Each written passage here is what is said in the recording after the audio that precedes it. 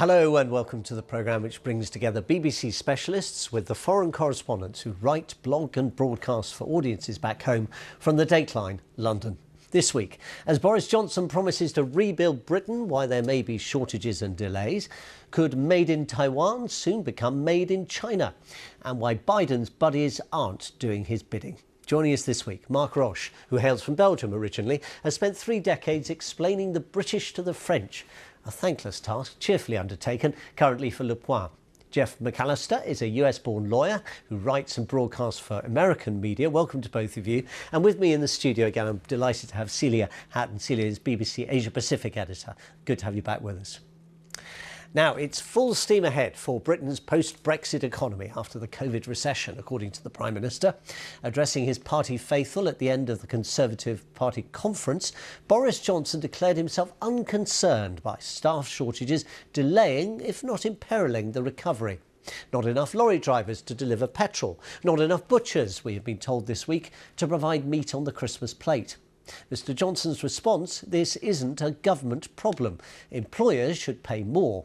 Spiralling energy costs making things more expensive to produce could soon mean everyone else needs to earn more just to stand still. Mark Roche, the Adam Smith Institute, which bears the name of a great economist who many Conservatives revere and have done for really the last couple of centuries, they said of the Prime Minister's speech this week, bombastic but vacuous and economically illiterate. Is that a fair assessment? Well, it's a fair assessment. Johnson is economically illiterate because what he wants to do is to replace a model, economic model based on low wages, low productivity, and massive immigration unskilled by a future model based on high wages, based on high productivity, and also limited immigration, mostly skilled. You can't do that short term or medium term. And there's another problem. It's a cultural problem. The young British unskilled workers don't want to do the job that EU immigrants were doing. That is the fruit picker or the vegetable picker, the butchers or the driver. And to change that, you need massive investment in training infrastructure. And the government at the moment doesn't have lots of money. So at the moment, it's voodoo economics. Jeff McAllister, we heard the Prime Minister say again this week, look, supply chain problems aren't down to government. A lot of this is kind of temporary and it will resolve itself. Although I noticed that on Friday he did indeed appoint a supply chain advisor, a former boss of the supermarket chain Tesco's. But, I mean, in a sense, he has a point, doesn't he? In a properly functioning market economy, well, certainly the textbooks would tell us, if there's a shortage of labour, employers respond by improving working conditions and increasing wages. That's true if it's properly functioning, but I think Mark's point is right. This is something that happens more over the medium and long term, not the immediate term. And I know we can't speak the B word, Brexit. We have to blame everything on COVID, but both of those things are disruptors in the short term. Now, I think everyone kind of likes the idea of a Britain that is able to pay its workers well enough to do the miserable jobs that they don't particularly want to do. But that time is not coming anytime soon. And in fact, one of Britain's problems for the last 50 years has been low productivity compared to its competitors.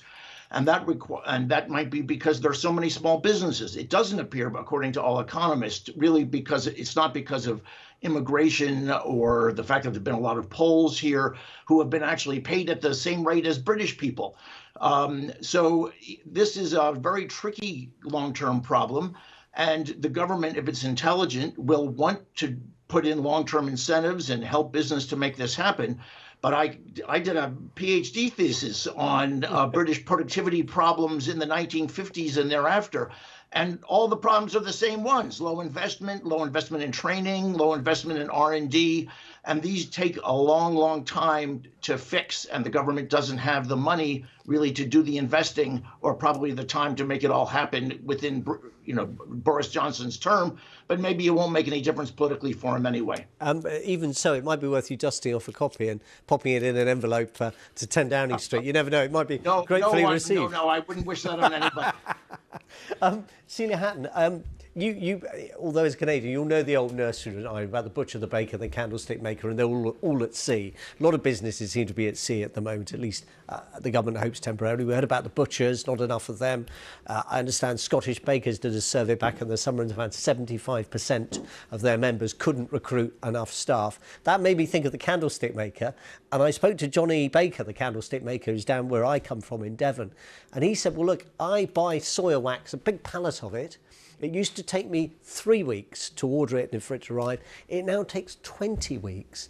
Now, as a consumer, have you been noticing this on the shelves? Absolutely. I mean, it's very patchy, and we're all getting an education in global supply chains. And unfortunately, we're not all writing PhD theses, so we're not going to get degrees from it. But, you go to one shop and they might be out of something like milk, or you go to another grocery store and it's out of bread. I think, we've heard, as you said, Boris Johnson has said that employers must begin to pay more. But from what I'm learning, it really is the poor, especially in London, that are paying more. I spoke with one taxi driver the other day who said, I haven't been able to work very much in the past few weeks because I just can't get the petrol into my taxi to be able to get on with my job. And also, in shops, when supplies are running low, it's the cheapest items that tend to run out first, and richer people can just reach for the next more expensive thing on the shelf. Poor people can't, and so I think it really is the poor who are bearing the brunt of these really patchy supply chains. Jeff, at what point does the Prime Ministerial rhetoric and the economic reality become so glaring that we start to see some kind of public reaction to it? Because thus far, all the opinion surveys appear to suggest that Prime Minister remains, by a country mile, the most popular political leader in the country, and his party is comfortably ahead in most of the surveys of voting intention. This is the £64 billion question. He does have remarkable buoyancy, and part of it's his personal charm. Part of it is, of course, that the Labour Party is becalmed and very confused about what it can do to make itself different from him and regain its northern seats.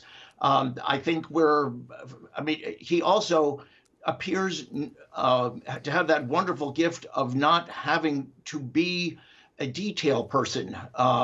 This is something that Hillary Clinton suffered from. She always had to be the smartest person in the room and the most perfect. And Donald Trump could say, I don't care, doesn't matter. And people sort of liked him for it. His Rasputin and chief advisor, Dominic Cummings, told Parliament and told others that he was dreadful about COVID, and he had really screwed up the response to COVID and was responsible for the deaths of hundreds of thousands of people. And people have just sort of sloughed it off. And of course, over time, the barnacle's attached to any government. But this government's been around Conservatives have been around for 11, 12 years. And somehow they've been reinvented. It's a remarkable story, and it's going to have to be a lot worse before I think he bears a political price. Mark, is there something, obviously the French model is different, it's a presidential one, but is there something to be said for political leaders in what I think Stanley Baldwin, a British Conservative leader of the 20s and 30s, used to call masterly inactivity? Well, you can't call French presidents masterly inactivity. All of them have been hyperactive, too much of it and not enough time to think, and all over the place. Macron, I think, has brought a bit more stability.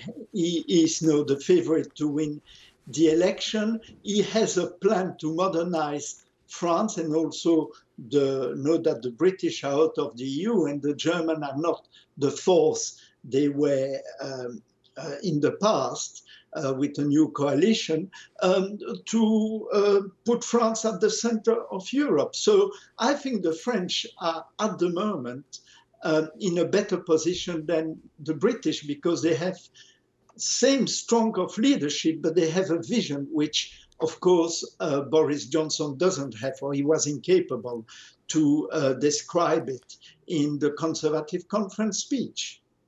Thank you all very much. Now, Fumio Kishida, Japan's new Prime Minister, took office on Monday. He's a former foreign minister, just as well as trouble appears to be brewing in the Pacific. That same day, the Chinese military dispatched 52 military aircraft, all but 4 of them fighters or bombers, over Taiwan. The 4th day in succession of what Taipei says have been incursions into its air defence zone. Since it regards the island as a province of China, Beijing acknowledges no issue, though it knows full well that for many of its neighbours there is one. After 6 hours of face-to-face bartering, diplomats meeting in Zurich agreed that Presidents Joe Biden and Xi Jinping will see each other, but only on Zoom. It'd be a lovely phone call to hack into, wouldn't it, Celia? Absolutely. But I mean, it's astonishing in some ways that it took hours of argument, which presumably were preceded by days of kind of negotiations and emails and phone calls and the rest of it, to get an agreement, even not to meet, not to have a summit, but just to speak face to face. Absolutely. I mean, I think the two sides really have come to the point where they've agreed that they need to communicate more. And really, this, I'll call it a screen summit. We'll take Zoom out of it. The screen summit, you know, it's taking place at a really unusual time. Of course, the two sides are going to be speaking about some of the usual things that appear over and over again. Trade, the technology war that's going on between the two. But there are also some big issues on the agenda that they aren't always discussing. So, for example, we've got COP26 coming up on the horizon. China still hasn't committed to sending a delegation, but it's widely agreed that if these two countries, the two biggest economies, the two biggest carbon emitters, can't get together, or really they should get together, it really could turn the tide for the entire summit. So there's one thing. Also, we have to think Beijing is very anxious right now. It's got the Winter Olympics coming up. Now, that might not be very important for many people or many countries, but Beijing is very anxious about the threat of a diplomatic boycott by the United States. The U.S. Senate has already passed a bill advocating such a boycott. It's going to go in front of Congress. Beijing would really like to avert this if possible. And also, we've got military tensions, as you referred to, tensions over Taiwan, tensions around the South China Sea, the East China Sea. Both sides are really guilty of ramping up military tensions at the moment. And so I think this is going to take place at an unusual time, but also on a screen in an unusual place. Yeah, no, it's going to be intriguing. We'd love to know what the two of them would say to each other. Mark, in the wake of the row of AUKUS and France's feeling of neglect by the Americans over the decision to do that deal with the Brits and the Australians, how does all this look from Paris and comes that from Brussels as well? The developments in the Pacific region? Well, Britain is wrong, because Britain has nothing to gain being with a small country, relevant country, and also an unreliable country like Australia, or being with the US, which it'll be a junior partner, and anyway, after Afghanistan, completely unreliable. Their obvious ally in the Indo-Pacific is France, because it has Indo-Pacific presence, it has territory there, it has an army like the British Army, it has a nuclear deterrent, it has a permanent seat on the European Council. And I think that the soonest Johnson mend fence with Macron is the best. And I have a suggestion for him. Why doesn't he buy, because they are cheap at the moment, the submarines the Australians don't want it? I'm sure Macron can make him a price. Make him a deal he couldn't possibly refuse. As long as they're not gas-powered, I think we might be onto something. Jeff, with AUKUS, with the first ever face-to-face meeting of the four nations that make up the Quad, I mean, it's been around for over a decade, but they haven't actually met before, but they did come to Washington to meet Joe Biden, and now this phone call. Do you get a sense that there is finally a Biden strategy emerging about China? I think in fits and starts. I think Biden's idea in foreign policy generally, and also with China and the Asia Pacific, is alliances matter. He is the anti-Trump. He's going to try to build gradually the kind of alliances that the United States knows how to run from the Cold War. And in fairness, I mean, even during the Cold War, which came out okay for the U.S., at the time, it looked often that the Russians were stronger and smarter and had more tools to play with countries around the world. And the Americans felt very much on the defensive, and the dominoes were always falling. And so even though China appears to have the kind of making the weather these days and being new ways of testing, you can understand that perhaps the Americans want to fall back in this idea that with time, they can build alliances that will sort of stand up. Now, this is a different kind of opponent. The Chinese are embedded in the American economy in a much different way. And in all the other economies, they're able to penetrate all the computer networks of the American companies and the American government to a much greater degree. They're a much more subtle opponent in many regards. And I think with many of the allies in the Pacific and potential allies, they have to be worried that while Joe Biden is the adult and the recognizable figure like the Cold War type American presidents, who really knows what's going to happen with the United States. So the coherence of the Western alliance, if you want to call it that, is in a very different place from what it was in those days. And Biden's bicycling hard to try to make it look like he can pull it off. But, only time will see how much investment he's able to put in and whether it works. How unnerved the new Prime Minister, Mr. Kishida, and his colleagues, do you think, by what's happening, by the way China is kind of rattling everybody's cage around, in particular, the South China Sea, around those disputed islands, and for affecting not just Japan, but those other neighbours as well? I think Fumio Kishida is going to do what his predecessors did. He's going to have to walk a very, very careful path. It's notable that on his second day in office, he spoke to President Biden, but on his fourth day of office, he spent twice as long on the phone with Xi Jinping. And that's, I think, really an acknowledgement that Japan has a lot of importance to place on its relationship with Beijing. And yes, of course, it's concerned about aggression across the Taiwan Strait. And Kishida's already said that he wants to overhaul Japan's national security strategy. He wants to put more money into coastal security, more money into missile defense capabilities. And that's also partly because I think both times he was on the phone, he was really probably thinking about North Korea. North Korea is a real concern. It's tested 4 missiles in the past month. And they all whiz over Japan, don't they? Well, very close. Yeah. So I think really that's one of the concerns, the common concerns, whether he's on the phone with the leader from Beijing or on the phone with Washington. North Korea is always in the mind as well. Just on that, Mark Roche, General Stanley McChrystal, former commander of US troops in Afghanistan, was on British television Thursday night, and he was asked, would the American people back military action if China were to attack Taiwan? And he was very, very doubtful about it. Do you think maybe Taiwan should be looking for insurance elsewhere in case China's rhetoric turns into reality? Well, Europe is there, and at the moment there's a French delegation in Taiwan at the higher level, senatorial, close to President Macron's party. And the Chinese were furious about it, but it went on, and Lithuania is accepting that Taiwan is opening an office of representation. The EU is starting negotiation with Taiwan, I think, with some sort of agreement. So in a way, the EU is more determined to engage with Taiwan than maybe the American. But the EU is divided because on the one hand, you have countries which emphasize human rights, respect the treatment of the Uyghur, Hong Kong, Taiwan, democracies, and all that. And that's France and Scandinavia and the Benelux. And on the other hand, you have, of course, countries who have very important Chinese investment like Greece and to a lesser extent Germany, who would be opposed to it. So in a way, again, in foreign affairs, the EU is divided, and that's the strength of China. Now, some good news, at least for Joe Biden this week. On Wednesday, a judge in Texas blocked the new abortion law, which has made it all but impossible to procure a termination in the state. On Thursday, the government in Dublin, having come under intense pressure from Joe "I'm Irish" Biden, capitulated on corporate tax rates, agreeing to raise Ireland's.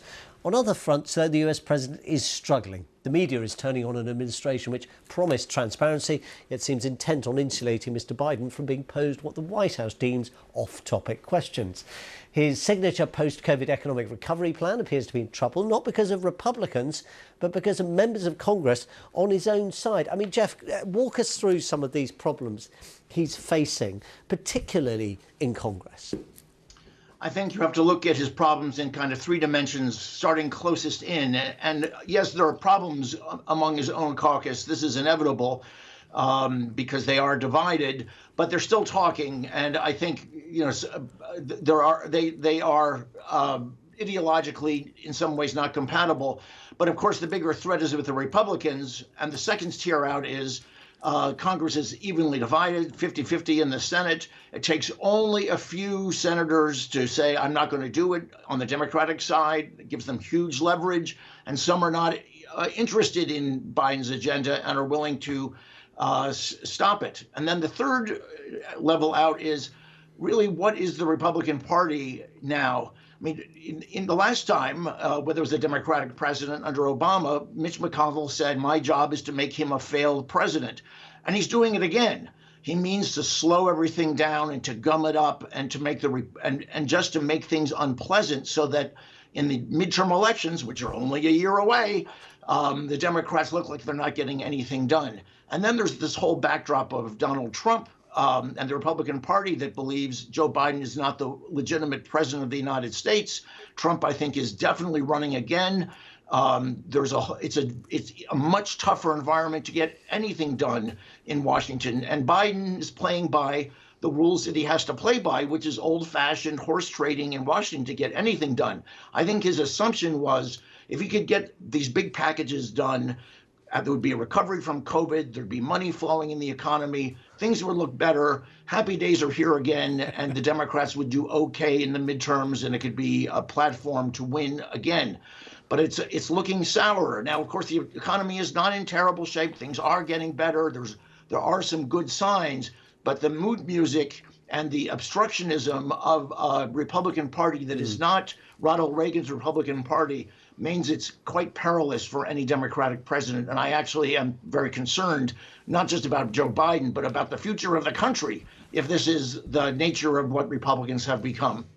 Celia, just on some of those other issues that have led up, I mean, we had those terrible images of Haitian people being beaten back with whips from the border by US immigration forces. I mean, how does that kind of thing go down? I mean, I think in countries like, for example, Canada, where presumably among the neighbourhood there have been certain expectations about what a Biden administration would be. And indeed on immigration, his message during the campaign had been very different to Donald Trump.